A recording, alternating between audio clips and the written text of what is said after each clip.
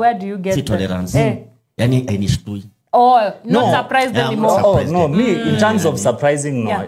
Nothing surprises me. But it's just like me, a new level of low. Nimekuwa na hiyo tolerance, lakini when they went for school girls, I was like, okay, no. Yeah, this one, this is too much. Let me ask you, do you know, hapa juu kwa mse? Hapa tu, neighbor. State House is a literal barracks. It is a barracks. Unaget? Yeah.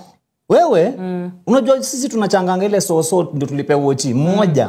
Masai mmoja tunasikianga tuko fiti court mzima. Yeye anachungwa na barracks mzima. Tuko sawa? A whole battalion. Sawa? Yeah. Let me take you further. There's an army barracks from every side of this town.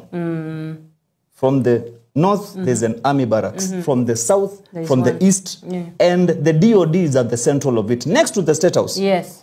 But he's scared of school kids. Yeah, the irony.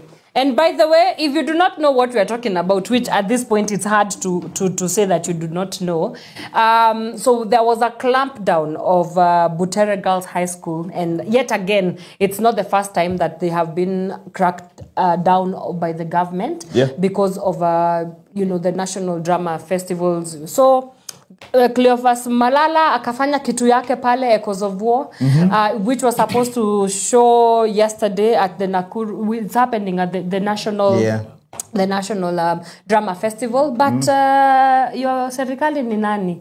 They decide that the school kids, minors, we're talking about children, school-going kids. They are not even voters. They are not even voters. Unawafukuza na tear gas because of a play. Why? What?